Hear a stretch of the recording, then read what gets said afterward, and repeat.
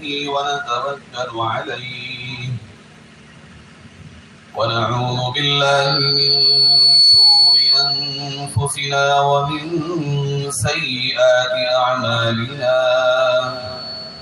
من يهده الله فلا مضل له ومن يضلله فلا هادي له ونشهد أن لا إله إلا الله وحده لا شريك له ونشهد أن سيدنا وسندنا وحبيبنا وشفيعنا وإمامنا ومقتدانا ومولانا محمد عبده ورسوله وبارك وسلم تسليما كثيرا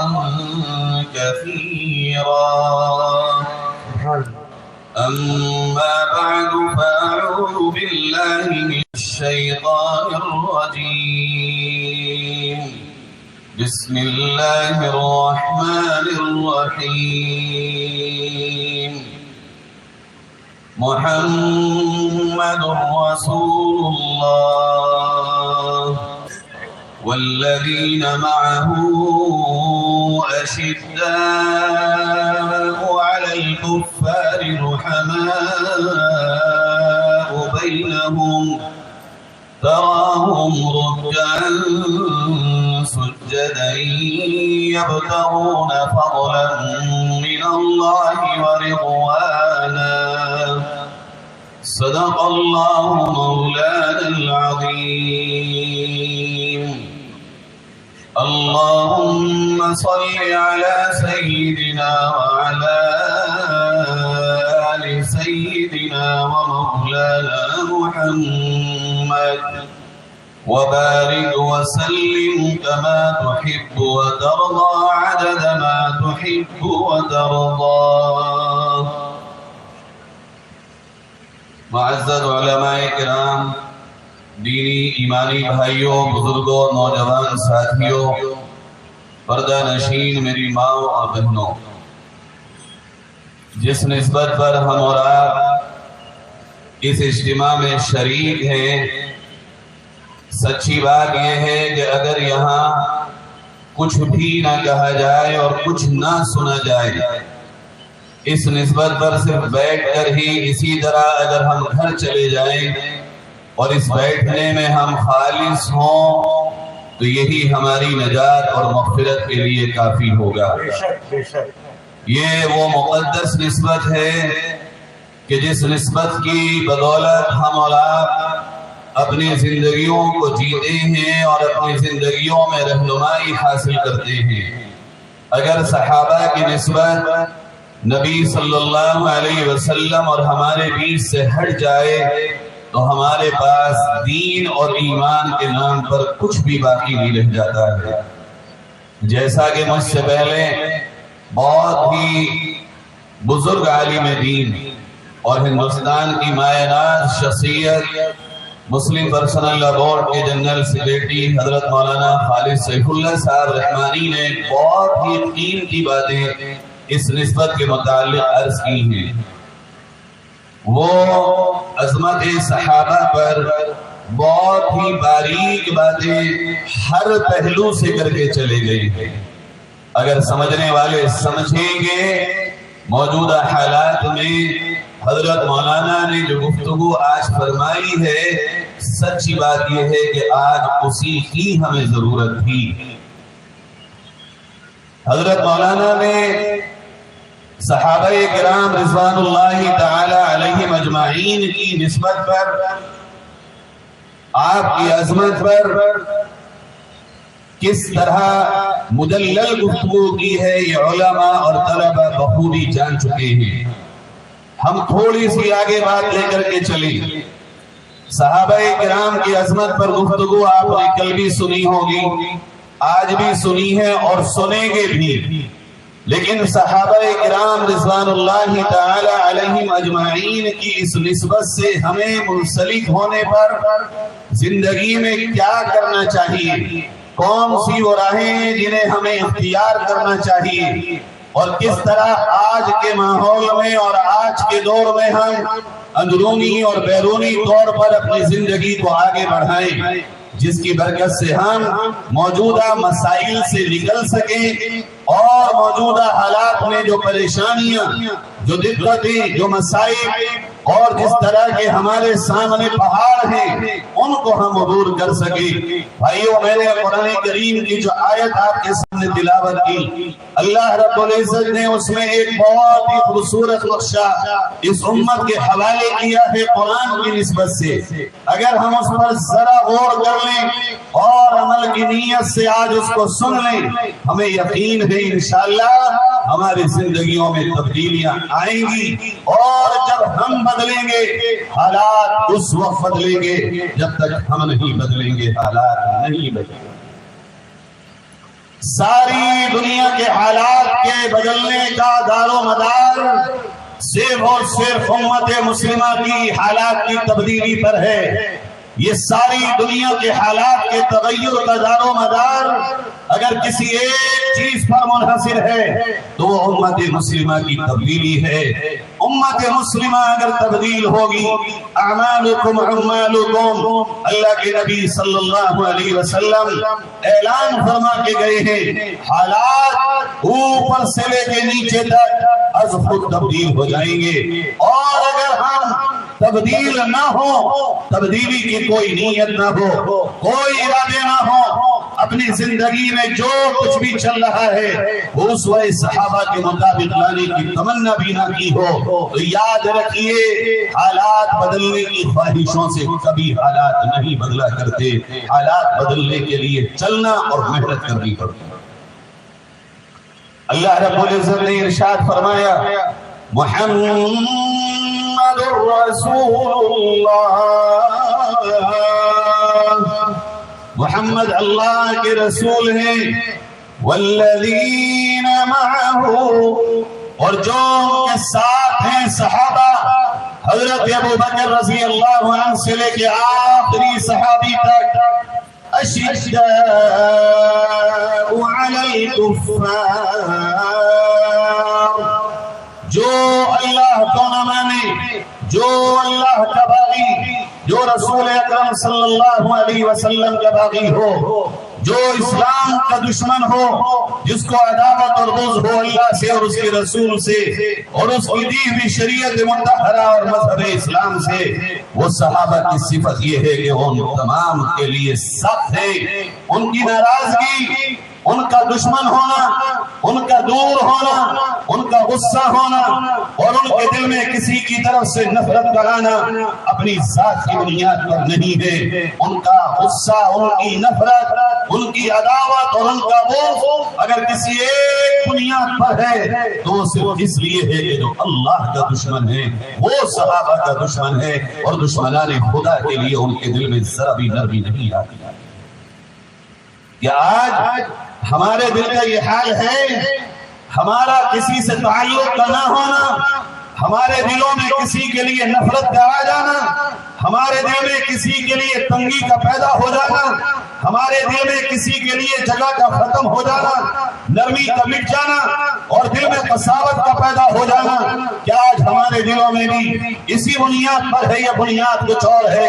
جب ہم اپنے سماج میں نظر ڈالتے ہیں ہمیں صاف نظر آتا ہے لڑائیوں کی بنیاد اللہ کی رضا نہیں ہے، اختلافات کی بنیاد رضا خدا بندی نہیں ہے، ہماری اپنی ذاتیات، ہماری اپنی پرسنل چیزیں ہیں، ہماری انانیت ہے، ہمارا تکبر ہے، ہماری عجب پسندی ہے، ہماری بڑائی ہے اور ہماری دنیا کا نفع اور نقصان ہے۔ اگر یہی چیز اللہ کی رضا کے لیے ہوتی، رب کعبہ کی قسم منظر کچھ اور ہمیں نظر آتا ہے۔ بے شک اشداء علی الکفار، اس صفت کا اللہ نے مظاہرہ کیا کفر کے لیے، جس کے دل میں نرمی ہو، جو دل سے کفر کی طرف مائل ہو، الفاظ دیگر جو دشمنان خدا سے اللہ کی دشمنی کے باوجود خوش ہوتا ہوا نظر آتا ہو، اس کا مطلب یہ ہے کہ اس نے ابھی نبی اور صحابہ کی صحیح حقیقت کو سمجھا ہی نہیں۔ بے شک ہمارا معاملہ یہ ہے رحماء بینہم، وہ آپس میں ایک دوسرے کے لیے رحم دل۔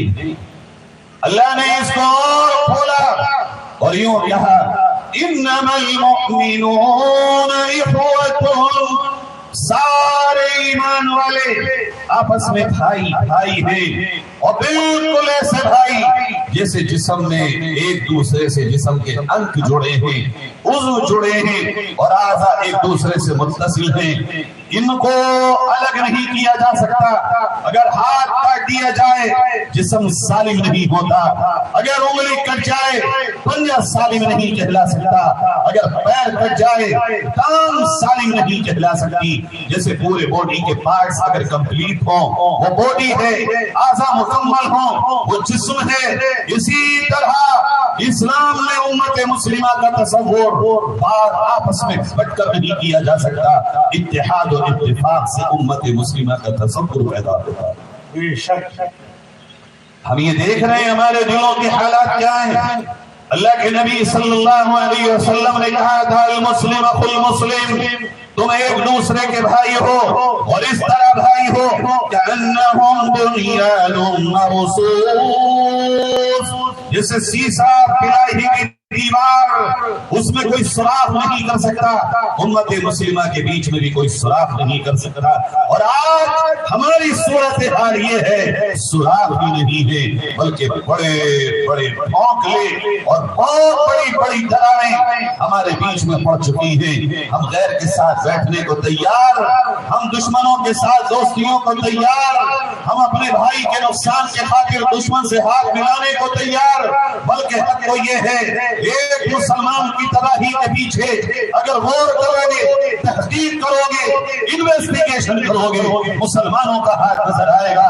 اے امت مسلمہ، تمہارے نبی کو جب مدینہ آئے تھے اوس و خزرج جو ایک دوسرے کے خون کے پیاسے تھے، اسی لا الہ الا اللہ محمد الرسول اللہ کا نغمہ سنا کر، یہ قرآن کی تلاوت سنا کر، اسی اللہ کا پیغام سنا کر جو ایک دوسرے کا خون بہاتے تھے، انہیں آپس میں ایسا دوست بنا دیا تھا، پھر وہ ایک دوسرے کو بچانے کے لیے اپنی جانیں لٹا۔ جو نبی یہ پیغام لے کے آیا ہو اور صحابہ میں کوٹ کوٹ کر کے وہ محبت اللہ کے نبی نے اسی ایمان کی بدولت بھر دی ہو، بات اصل میں یہ ہے ہم نے تو صحیح معنی میں ابھی ایمان کی حقیقت کو جاننے کی کوشش نہیں کی ہے۔ اگر ہم کوشش کر لیں، کیوں کریں ہم محبت ایک ایمان والا دوسرے ایمان والے سے، کیوں ہو ہمارے دل میں نرمی ایک ایمان والے کے لیے دوسرے ایمان والے سے؟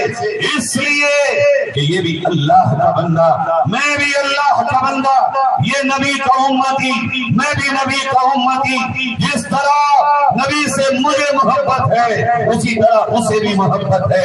ہو سکتا ہے کل قیامت میں حوض کوثر پہ پانی پینے کے لیے وہ ہم سے آگے بڑھ جائے، وہ امتی بھائی ہے۔ اور بھائیو، یہ رشتہ تو رسول خدا صلی اللہ علیہ وسلم بنا کر دے کے گئے ہیں، اگر اسی رشتے کی حفاظت میں ہم نے کوتاہیاں کر دی، کل رسول اکرم صلی اللہ علیہ وسلم کو ہم کیا بولا؟ اللہ کے نبی صلی اللہ علیہ وسلم پر غار حرا میں وحی نازل ہوتی ہے اور آپ صلی اللہ علیہ وسلم پر ایک خاص کیفیت طاری ہوتی ہے۔ اس خاص کیفیت کے طاری ہونے کے بعد جب آپ گھر آتے ہیں اور حضرت خدیجہ الکبریٰ رضی اللہ تعالی عنہا سے آ کے کہتے ہیں خدیجہ زملونی دسرونی، مجھے جلدی سے کمبل اڑا دو، انی خشیت علی نفسی، مجھے ڈر ہے کہ کہیں میری جان نہ نکل جائے اور میں اپنی جان سے ہاتھ نہ دھو بیٹھوں۔ اس وقت حضرت خدیجہ الکبریٰ رضی اللہ تعالی عنہا نبی کریم صلی اللہ علیہ وسلم سے فرماتی ہیں کلا کلا واللہ لا یخزیک اللہ ابدا. نہیں، یہ سرکار محترم سرکار دو عالم صلی اللہ علیہ وسلم یہ نہیں ہو سکتا. واللہ اللہ کی قسم اللہ آپ کے ساتھ ایسا ہرگز نہیں ہونے دے گا. انک لتصل الرحم، اس لیے کہ آپ رشتہ داریوں کو جوڑنے والے، رشتہ داریوں کو جوڑنے والا. نبی کریم صلی اللہ علیہ وسلم کا یہ عنوان ہے جو نبوت سے پہلے آپ کا تعارف بنا، جس کی بنیاد پر حضرت خدیجہ الکبریٰ رضی اللہ تعالی عنہا آپ صلی اللہ علیہ وسلم کو تسلی دے رہی ہیں.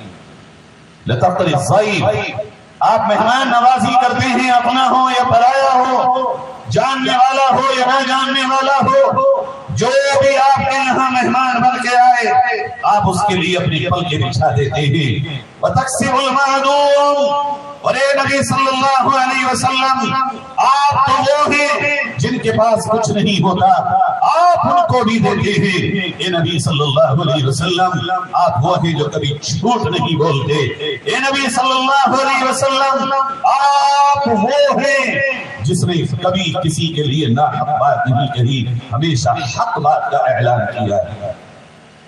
میں اس کو ذرا ایک اور انداز میں کہنے آیا ہوں آپ سے. حضرت خدیجہ کیا کہہ رہی؟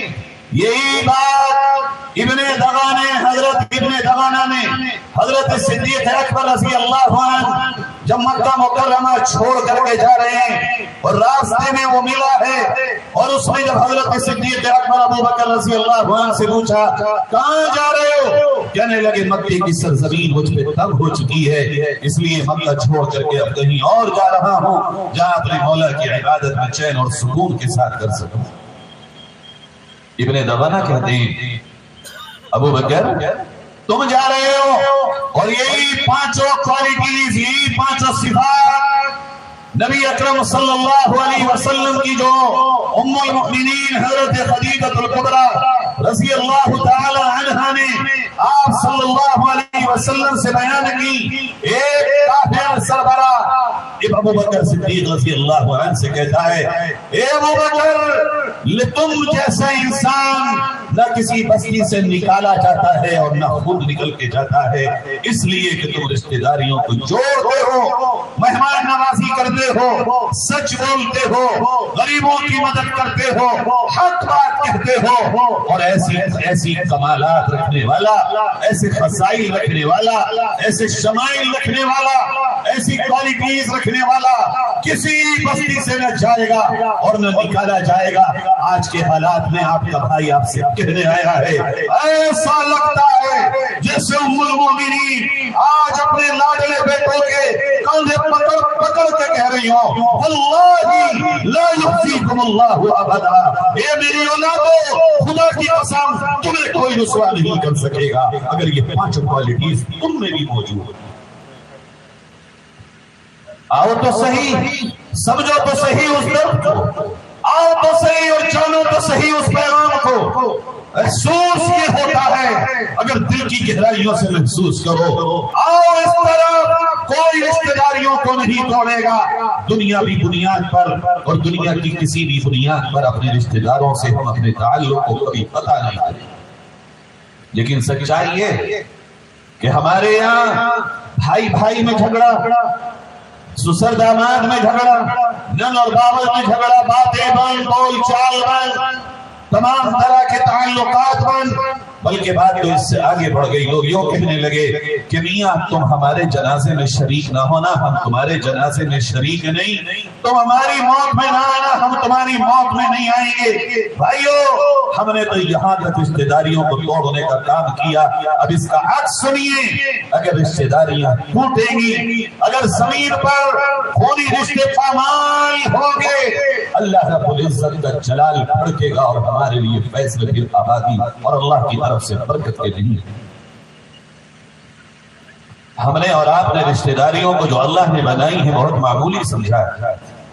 گلی گلی جھگڑا، گلی گلی جھگڑا، جہاں دیکھو ایک دوسرے کے لیے مرنے مٹنے کو تیار.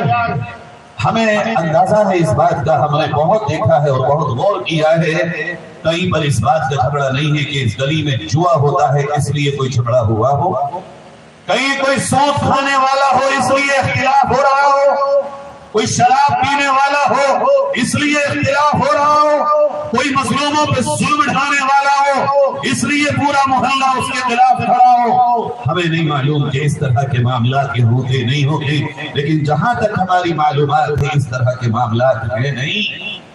مالی معاملات اور دیگر معاملات آج ہمارے دلوں کو دور کر چکے ہیں۔ میں آپ کو ایک بہت ہی عمدہ تحفہ دینے آیا ہوں۔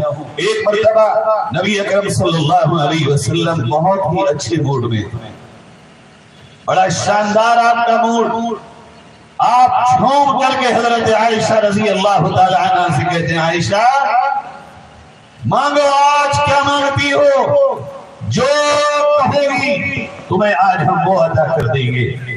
حضرت عائشہ رضی اللہ تعالی عنہ بہت ہی ذہینہ اور فتینہ خاتون تھی، امہات المؤمنین میں ذہانت و فطانت کا ملکہ تھا اماں عائشہ رضی اللہ عنہ کو۔ کہنے لگی یا رسول اللہ آج تو کوئی خاص بات لگتی ہے، کہاں مانگو۔ کہنے لگی اگر اجازت ہو ابا حضور سے مشورہ کر کے آ جاؤں، ابا کے پاس چلی جاؤں۔ میری بہنوں آپ بھی یہاں جمع ہیں، بہت دل کی گہرائیوں سے سنیے۔ اماں عائشہ رضی اللہ تعالی عنہ دوڑ کر کے جاتی ہیں ابو بکر رضی اللہ عنہ کے پاس، صدیق اکبر رضی اللہ عنہ پوچھتے عائشہ کیا بات بے وقت کیسے آنا ہوا؟ کہنے لگی ابا جان یہ خاص مقصد سے آئی ہوں، مشورہ کرنا ہے۔ کہا کیا بات؟ کہنے لگی آج سرکار دو عالم صلی اللہ علیہ وسلم نے مجھ سے پوچھا ہے عائشہ مانگو، کیا مانگی؟ میں آپ سے پوچھنے آئی ہوں میں کیا مانگوں آج اپنے سردار سے۔ حضرت ابوبکر رضی اللہ عنہ کہنے لگے جاؤ اور جا کر کے اپنے سردار سے کہنا وہ جو آپ آسمانوں سے اوپر معراج کو گئے تھے اور اللہ سے آپ کی ملاقات ہوئی، اور اللہ سے جو ملاقات میں بہت سی باتیں ہوئی جو آپ نے امت کو بتا دی وہ بتا دی، لیکن کچھ باتیں وہ ہیں جو راز و نیاز کی ہیں، اور میں سے کوئی ایک بات آج مجھے عطا کر دیجئے، یہی میری چاہت اور یہی میری تحفہ، میرا تحفہ۔ واہ ابو بکر مشورہ آپ کو ایسا ہی دینا چاہیے تھا، یہی ہے آپ کی شان، اسی لیے تو رب نے آپ کا قرآن میں بار بار ذکر کیا، اسی لیے تو رب نے آپ کو قرآن کی آیتوں کی تصریح بنا دیا۔ بھائیو حضرت عائشہ رضی اللہ تعالی عنہ آدھی آپ صلی اللہ علیہ وسلم پوچھتے ہیں عائشہ مشورہ کر لیا؟ کہاں کر لیا یا رسول اللہ، کیا بتاؤ؟ کہنے لگی ابا جان کا مشورہ بھی ہے اور میری بھی، اور اس میں رائے یہ ہے کہ جب آپ اللہ سے ملاقات کو شب معراج گئے تھے بہت سی باتیں آپ کی وہ ہوئی جو آپ نے امت کو بتا دی جو بتا دی، مگر کچھ باتیں وہ ہیں جو آپ اور آپ کے رب کے سوا کوئی نہیں جانتا، ان میں سے مجھے کوئی ایک بات تحفے میں عطا کر دیجیے۔ آپ صلی اللہ علیہ وسلم مسکرا دی اور کہا ابو بکر یہی امید تھی جس سے یہی مشورہ تجھے دینا بھی چاہیے تھا، یہی تیری شان تھی۔ کہا عائشہ تو سن، جب میں اللہ سے ملاقات کا وقت میرا آیا اور میں نے اللہ سے ملاقات کی، بہت سی باتیں میرے پروردگار اور میرے رب کریم سے ہوئی، ان میں سے ایک بات جو اللہ نے چلتے وقت مجھ سے کہی وہ یہ تھی اے محمد جاؤ، آپ سے وعدہ کرتا ہے کہ جو آپ کی امت میں دو دلوں کو ملانے کا کام کرے گا اللہ سے بغیر، سبحان اللہ، یہ ہے ہمارے کام۔ جنت کا سرٹیفکیٹ اللہ رب العزت نے شب معراج پیارے آقا محمد مصطفیٰ صلی اللہ علیہ وسلم کو دیا۔ سماج میں غور کر کے دیکھو میری بہنوں میرے بھائیوں، ذرا اندازہ لگائیں آج ہم میں سے ہر دوسرا بندہ دلوں کو ملانے کا کام کرتا ہے یا دلوں کو توڑنے کا کام کرتا ہے؟ نظر یہ آتا ہے کہ ہر ایک دوسرے کے لیے کھائیاں کھودنے کا کام کرتا ہے، ادھر گیا ادھر کی لگائی، ادھر گیا ادھر کی لگائی۔ جب یہ بات عطا کر دی نبی کریم صلی اللہ علیہ وسلم نے، حضرت عائشہ خوشی خوشی حضرت ابوبکر رضی اللہ عنہ کے پاس گئی، ابا مل گیا تحفہ، مل گیا تحفہ۔ حضرت ابوبکر نے پوچھا کیا ملا؟ کہا بجان پیارے آقا صلی اللہ علیہ وسلم نے فرمایا ہے جو میری امت دو دلوں کو ملانے کا کام کرے گا اللہ اس کو بروز محشر بغیر حساب و کتاب کے جنت میں داخل فرمائے گا۔ حضرت ابوبکر بلک بلک کے رونے لگے، سسکیاں لینے لگے۔ حضرت عائشہ پریشان ہو گئی، ابا جان ایسا کیا کہا؟ میں نے تو تحفہ آخر دیا ہے آپ کو جو نبی نے مجھے دیا۔ کہنے لگے میرے لال، میرے جگر، میری بیٹیا، تو نے سکے کے ایک رخ کو دیکھا ہے، میں دوسرے رخ کو دیکھ کر رو رہا ہوں۔ جو ملائے گا وہ تو جنت میں جائے گا، مگر جو توڑے گا اس کا حشر کیا ہوگا؟ میں سکے کے دوسرے رخ کو دیکھ کر تڑپ رہا ہوں۔ رحماء بینہم، ایک دوسرے کے لیے دل دے دیا تھا صحابہ نے، اور یہی ہم سے چاہا گیا اسلام میں، یہی ہم سے چاہا نبی پاک صلی اللہ علیہ وسلم نے۔ اگر ایک بھائی کو درد ہو، زمین کوئی ہو، ملک کہیں کا ہو، چپا کوئی بھی ہو، پوری دنیا میں کسی بھی خطے میں رہنے والا ہو، اگر تم ایمان والے کو ہے تو تیرے یہاں محسوس ہونا چاہتا ہے۔ شاید اگر میں یہ کہوں تو غلط نہ ہوگا، ساری باتوں کی بنیاد اگر ہم کہیں ایک احساس، فیلنگ، یہی آج ہمارا کمزور ہو گیا، اور مسئلہ سارا کا سارا احساس کا ہی تو ہے، احساس کا ہی تو ہے۔ اگر احساس زندہ ہو، احساس زندہ ہو، سامنے انسان کے کوئی جانور بھی کٹ رہا ہو اس کا دل تڑپنے لگتا ہے، اور اگر احساس مر جائے تو بوڑھا باپ سامنے سے سک رہا ہو اس کے دل پہ کوئی فرق نہیں پڑتا۔ مسئلہ میرے بھائیو احساس کا ہے۔ آج ہم نے ایمانی رشتے کو محسوس ہی نہیں کیا، وہ رشتہ جو سرور کونین صلی اللہ علیہ وسلم صحابہ کے ذریعے پریکٹیکلی ہمیں اور آپ کو دے کر گئے تھے، آج اس رشتے کو ہم نے محسوس نہیں کیا، اور محسوس کرنے سے تو چیزیں بہت کچھ سمجھ آتی ہیں، اور محسوس نہ کیا جائے تو چیزیں سمجھ ہی نہیں آتی۔ یہی بنیاد ہماری راتوں کی نیندیں بڑی آرام سے ہو رہی۔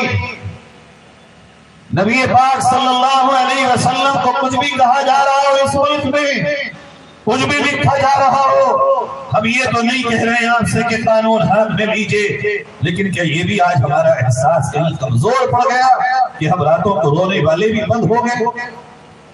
نبی کے لیے کوئی ایک بول دے، ہماری تو نیندیں حرام ہو جانا چاہیے تھی۔ غور کرو احساس کی کمزوری کس حد تک جا چکی ہے کہ ہم پوری رات سوتے رہتے ہیں، اور نبی کی شان میں جو لفظ کہے جا رہے ہیں ان پر ہمیں ذرہ برابر بھی تکلیف کا احساس نہیں ہوتا۔ میرے بھائیوں، جب بات نبی کی ہے تو پھر صحابہ پر کوئی انگلیاں اٹھاتا رہے۔ ہم یہ کہتے ہیں یہ بات الگ ہے، ہم کب کہہ رہے ہیں آپ سے سوشل میڈیا پہ لکھیے، ہم کب کہہ رہے ہیں آپ سے کہ آپ یوٹیوب پہ جواب در جواب دیجئے، ہم یہ کہہ رہے ہیں اپنی بے بسی پہ رب کے سامنے سجدوں میں پڑھ کے آنسو تو بہا لیجئے، اپنے اس احساس کا رونا اللہ کے سامنے ذرا ظاہر تو کر دیجئے۔ اگر احساس اللہ کے سامنے گیا اور زندہ دلی کے ساتھ، نوجوانوں تم نے اللہ کو لو لگا لی، خدا کی قسم بدباطن حضرات اپنے آپ ہی اس دھرتی سے صاف ہو جائے۔ بے شک ارے اللہ نہیں بدلا ہے، اللہ وہی ہے جس نے اپنے نبی کے دشمن کو مچھر کے پر سے نمرود کی شکل میں مار دیا تھا۔ اللہ نہیں بدلا، اللہ وہی ہے جس نے ایک ہی دریا سے موسیٰ کو نجات عطا کی اور اسی دریا میں فرعون کو غرق کر دیا تھا۔ اللہ وہی ہے جس نے یونس کو مچھلی کے پیٹ میں 40 دن تک سلامت رکھا۔ اللہ نہیں بدلا ہے، بدلا ہے تو ہمارے دل کا حال بدلا۔ آؤ میرے پیارو، یہ پانچوں کوالٹیز جو آج ہم سے کہی گئی ہیں، رشتہ داریوں کو جوڑنا، اتنی مضبوطی کے ساتھ ہم اس راستے پر چلیں کہ ایک مومن کی تکلیف ہماری تکلیف ہو، ایک مومن کا درد ہمارا درد ہو، ایک مومن کا غم ہمارا غم ہو، ایک مومن کی خوشی ہماری خوشی ہو. ایسا نہ ہو کہ مومن کی تکلیف ہمارے لیے احساس تکلیف کا باعث بھی نہ بنے، اور مومن کا غم، مومن کی خوشی ہمارے لیے احساس خوشی کا باعث بھی نہ بنے. اگر یہ چیز آج ہمارے اور آپ کے مابین زندہ ہو جائے، کیا ہی بعید ہے کہ وہ سماج میں اختلافات کی لہریں جن سے فائدہ اٹھا کر دشمنان اسلام ہمیں کو مٹانے کے لیے راہیں ہموار کرتے ہیں. انشاءاللہ ثم انشاءاللہ وہ راہیں مسدود ہوں گی اور دشمنان اسلام اپنے تمام تر مشن میں ناکام. اس سے آگے چلیں ہم حضرت ابو بکر رضی اللہ عنہ. یہ ایک ایسا نام ہے صحابہ کرام کی فہرست میں کہ جس کا جتنا ذکر کریں گے ہم، جتنا نام لیں گے ہم، ہمارے دل اتنے ہی روشن ہوتے چلے جائیں گے، اتنا ہی ہمارے ایمان میں اضافہ ہوتا چلا جائے گا، اتنا ہی ہمیں جلا نصیب ہوتا چلا جائے گا، اتنا ہی ہماری ایمانی ترقی ہوتی چلی جائے گی. صدیق اکبر رضی اللہ عنہ یہ وہ ہستی ہے جس نے رحم دلی میں سب سے زیادہ فوقیت حاصل کی ہے، جو سب سے اعلیٰ ہے، جس نے رحم دلی یہاں تک دکھائی کہ اگر مظلوموں پہ ظلم ہوتا تھا اپنے مال کو بہا دیا، اپنے مال کو لٹا دیا اور ان مظلوموں کو ظالموں کے چنگل سے آزاد کرایا. یہ صدیق اکبر کی وہ صفت ہے جسے آج نوجوانوں میں آزاد کا ذکر کرنے کی ضرورت ہے. مال تو آج ہمارے بھی پاس، دولت آج ہمارے بھی پاس، آج ہمارے پاس بھی بہت پیسہ اور بہت دھن ہے، استعمال کہاں ہو رہا ہے؟ کیا آج ہمارے یہاں سارے ہی لوگ دولت والے اور دھن والے ہیں؟ آج اگر میں یہ کہوں تو غلط نہ ہوگا، شاید پھر سے مکی دور میں ہم ہیں. مظلوم بہت کمزور کرتا ہے اور جو اہل ثروت ہیں آج انہیں صدیق اکبر کی صفت کو زندہ کرنے کی ضرورت ہے کہ اپنے جان اور اپنے مال سے اپنے ہی مظلوم بھائیوں کے حق میں کھڑا ہوا جائے اور انہیں احساس دلایا جائے. کمزور قوم دنیا میں کسی اور وجہ سے نہیں ہو، اللہ نے اگر تمہیں کمزور گھر میں پیدا کیا ہے تو یہ عیب نہیں ہے، یہ کوئی کمی نہیں ہے، یہ کوئی نقص نہیں ہے. اگر ہم مال والے ہیں تو ہمارے لیے کوئی یہ فخر کی بات نہیں ہے، یہ رب کائنات کا نظام ہے. کسی کو غریب گھر کا بندہ بنا دیا اور کسی کو بادشاہ کی گود کا شہزادہ بنا دیا. ورنہ یاد رکھیے گا اگر ہم اسی طرح مگن رہے اور مظلوموں کے لیے ہم نے اپنا ہاتھ نہ بڑھایا اور انہیں نہ سہارا دیا، اگر اپنے دل میں ان مظلوموں پر ہوتے ہوئے ظلم کے لیے ہم نے درد کو محسوس نہ کیا، اگر ہم نے اپنے قدم نہ اٹھائے، اگر ہم آگے نہ بڑھے، ہم نے اپنا مال اور اپنا وقت اور اپنی توانائیاں اور اپنی تمام قوتیں اپنے بھائیوں کی حفاظت کے لیے صرف نہ کی، وقت وہ آئے گا کہ جب کمزور نہیں بچے گا تو قوت والوں یاد رکھنا اگلی باری تمہاری ہوگی، بچو گے پھر تم بھی نہیں. جب چھوٹا نہیں بچے گا پڑے گا بڑا بھی نہیں، جب ضعیف نہیں بچے گا طاقتور بھی نہیں. اس لیے وقت رہتے اپنے قدموں کو آگے بڑھائیں. اور اس لیے لوگ ایک دوسرے کے لیے تماشا کرتے ہیں پارٹیوں کی بنیاد پر. ہم اس کا ساتھ دے رہے ہیں اور سارا تماشا فوٹو اور ویڈیو اور اخبار اور میڈیا کی حد تک ہے. ایسا کچھ نظام لے کر کے چلو جوانوں، من چاہو کہ کون آئے گا، ہر ایک اپنے محلے میں وہی قسم کھا لے جو رسول اکرم صلی اللہ علیہ وسلم نے مکے کی دھرتی پر کھائی تھی اور جس کو حلف الفضول کہا گیا تھا. ہم اپنے دائرے میں رہ کر کسی ظالم کے ہاتھوں ظلم نہیں ہونے دیں گے. ہم مظلوم کا سہارا بے ایمانہ بنیں گے کہ ہم اس کے ساتھ کھڑے ہوں گے اور ظالم کی مدد اس معنی کریں گے کہ اس کے ہاتھوں کو ظلم سے روکیں گے. اگر ہر محلہ ہر گلی یہ طے کرے کیا بعید ہے پورے کے پورے شہر انصاف سے، امن سے، پیار سے، محبت سے بڑھ جائیں اور ظلم و بربریت اور ناانصافی اور بدعملی کا خاتمہ ہوتا چلا جائے. بھائیوں، میں بات کو مختصر کرتے ہوئے اور سمیٹتے ہوئے آپ سے عرض کرتا ہوں، بات اصل یہ ہے، ہم میں سے ہر ایک کی تمنا ہے کہ مظلوم پر ہوتا ہوا ظلم رک جائے۔ ہر ایک چاہتا یہ ہے، مگر چاہت یہ ہے کہ کوئی آئے اوپر سے اور اسلام کو انجام دے، کوئی آئے آسمان سے فرشتہ بن کر اور ہوتے ہوئے ظلم کا سدباب کر۔ ایسا ہونے والا نہیں ہے۔ یاد رکھو، یہ تمنائیں تمہاری اگر ہیں تو پوری نہیں ہوں گی، اپنے آپ کرنا ہوگا۔ ہر شخص اپنے حصے کا کام آپ کرے گا، کام بنے گا، اور اگر تمنا یہ کرے گا کہ میرے حصے کا کام کوئی اور کر دے، کام کبھی نہیں بنے گا۔ ہم میں سے ہر ایک ہی چاہتا ہے اچھا بنے مگر کوئی اور، صحابہ کا عاشق بنے مگر کوئی اور، متقی بنے مگر کوئی اور، مسیحا بنے غریبوں کا مظلوموں کا مگر کوئی اور۔ ہم کہاں ہیں؟ ہم پہ بھی بحیثیت امتی کچھ فرائض عائد ہوتے ہیں، کچھ ذمہ داریاں ہیں، کچھ اللہ کے نبی صلی اللہ علیہ وسلم سے رشتے کے ہمارے بھی تو کچھ تقاضے ہیں، اور وہ تقاضا ہے کہ ہم ایک دوسرے کے لیے دیوار بنے، ایک دوسرے کا سہارا بنے، محبت کرنے والے بنے۔ اور چلتے چلتے آپ سے یہ کہہ کے جا رہا ہوں، ہم یہ امید کرتے ہیں کہ وہ جو اللہ کو نہ جانتے ہوں، رسول کو نہ پہچانتے ہوں، جنہیں جہنم کا پتہ نہ ہو، جنت کی خبر نہ ہو، جنہیں قرآن سے واسطہ نہ ہو، وہ ہم سے محبت کرنے والے بن جائیں، وہ انصاف کرنے والے بن جائیں، وہ ہمارے لیے اپنی پلکیں بچھانے والے بن جائیں۔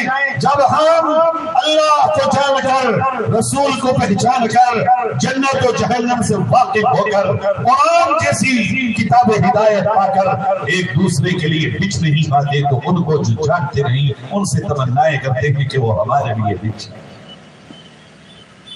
بنو ایسے کہ جو دوسرا دیکھ کر یہ کہے کہ کیا ہو تم، کس کو مانتے ہو تم، کس کا کلمہ پڑھتے ہو تم، یہ کلچر آیا کہاں سے، یہ کون سی ہستیاں ہیں جن کو فالو تم کرتے ہو، جن کی نقل تم کرتے ہو، جن کے راستے پہ تم چلتے ہو، جو تمہارے ماڈل ہیں، جو تمہارے نمونہ ہیں، کون سی کتاب ہے وہ جس کی رہنمائی میں تم زندگی گزارتے ہو۔ اگر دوسرا ہم سے پوچھے گا طالب بن کر تو بات ہی کچھ اور ہے، آج کی صورتحال میں تو ہم بتاتے تھے کہ ہم یہ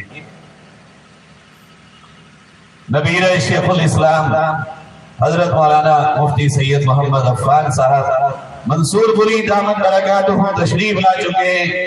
اصل بیان تو حضرت مولانا کا ہوگا، میں نے یہ دو باتیں آپ سے عرض کی، امید کرتا ہوں انشاءاللہ اس پر عمل کی نیت سے یہاں سے آپ جب جائیں گے تو واپس جائیں گے۔ اللہ رب العزت مجھے بھی عمل کی توفیق نصیب فرمائے، آپ کو بھی عمل کی توفیق نصیب فرمائے۔ وآخر دعوانا ان الحمدللہ رب العالمین۔ ماشاءاللہ، جزاک اللہ۔ اپنے مرکز سے اگر دور نکل جاؤ گے، خاک ہو جاؤ گے، افسانوں میں کھو جاؤ گے، اپنے پرچم کا رنگ بھلا مت دینا، سرخ شعلوں سے جو کھیلو گے تو جل جاؤ گے۔ یہ حضرت مولانا اپنے الفاظ میں کہہ رہے تھے۔